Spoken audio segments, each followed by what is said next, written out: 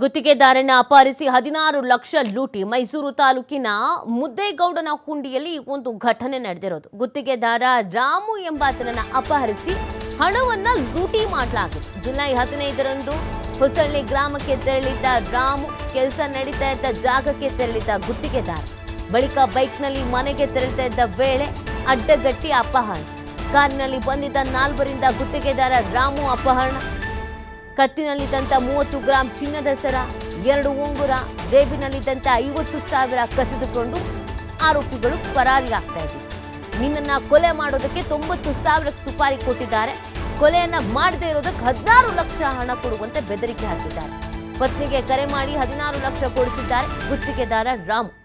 ಬಳಿಕ ಕಡವೆಕಟ್ಟೆ ಹುಂಡಿ ಬಳಿ ಗುತ್ತಿಗೆದಾರನನ್ನ ಬಿಟ್ಟು ಪರಾರಿಯಾಗಿದ್ದಾರೆ. ವರ್ಣಾ ಪೊಲೀಸ್ ಠಾಣೆಗೆ ದೂರು ನೀಡಿರುವಂಥದ್ದು ಗುತ್ತಿಗೆದಾರ ರಾಮು. ಸ್ಥಳಕ್ಕೆ ಎಸ್ಪಿ ಮಲ್ಲಿಕಾರ್ಜುನ ಬಾಲದಂಡಿ ಭೇಟಿ ಕೊಟ್ಟಿದ್ದಾರೆ, ಪರಿಶೀಲನೆಯನ್ನು ನಡೆಸಿದ್ದಾರೆ. ನೋಡಿ, ಜುಲೈ 15ರಂದು ಬೈಕ್ನಲ್ಲಿ ಮನೆಗೆ ತೆರಳ್ತಾ ಇದ್ದಂಥ ಸಂದರ್ಭದಲ್ಲಿ ಅಡ್ಡಗಟ್ಟಿದ್ದಾರೆ ಕಿಡಿಗೇಡಿಗಳು. ಗುತ್ತಿಗೆದಾರನನ್ನು ಅಪಹರಿಸಿ ಸುಮಾರು 16 ಲಕ್ಷವನ್ನು ಲೂಟಿ ಮಾಡಿದ್ದಾರೆ. ಇದು ಮೈಸೂರಿನ ಮುದ್ದೇಗೌಡನ ಹುಂಡಿಯಲ್ಲಿ ನಡೆದಿರುವಂಥ ಘಟನೆ ಆಗಿದೆ. ನಿನ್ನನ್ನು ಕೊಲೆ ಮಾಡೋದಕ್ಕೆ ಹೇಳಿಬಿಟ್ಟಿದ್ದಾರೆ ಅಂತೆಲ್ಲ ಹೇಳಲಾಗಿದೆ. ಮಾಹಿತಿ ನೀಡ್ತಾರೆ ನಮ್ಮ ಪ್ರತಿನಿಧಿ ಪುನೀತ್. ಈ ಪ್ರಕರಣದ ಹಿನ್ನೆಲೆ ಏನು, ಸದ್ಯ ತನಿಖೆ ಯಾವ ರೀತಿಯಾಗಿ ನಡೀತಾ ಇದೆ? ಸದ್ಯಕ್ಕೆ ಈಗ ಏನು ಜಿಲ್ಲಾ ಪೊಲೀಸ್ ವರಿಷ್ಠಾಧಿಕಾರಿಯಾಗಿರುವಂತಹ ಮಲ್ಲಿಕಾರ್ಜುನ್ ಬಾಲದಂಡಿ ಅವರು ಆ ಒಂದು ಕೇಸ್ ಬಗ್ಗೆ ಪರಿಶೀಲನೆಯನ್ನ ಮಾಡ್ತಾ ಇರ್ತಕ್ಕಂಥದ್ದು. ಬಹಳ ಮುಖ್ಯವಾಗಿ ಗುತ್ತಿಗೆದಾರರನ್ನ ಅಪಹರಿಸುವಂತ ಒಂದು ಕೆಲಸವನ್ನು ಮಾಡಿ 16 ಲೂಟಿ ಮಾಡ್ತಕ್ಕಂಥ ಒಂದು ಕೆಲಸಕ್ಕೆ ಮುಂದಾಗಿರ್ತಕ್ಕಂಥದ್ದು. ಇದು ಮೈಸೂರು ತಾಲೂಕಿನ ಮುದ್ದೇಗೌಡನುಂಡಿ ಏನಿದೆ ಈ ಒಂದು ಗ್ರಾಮದಲ್ಲಿ ನಡೆದಿರ್ತಕ್ಕಂಥ ಒಂದು ಘಟನೆ.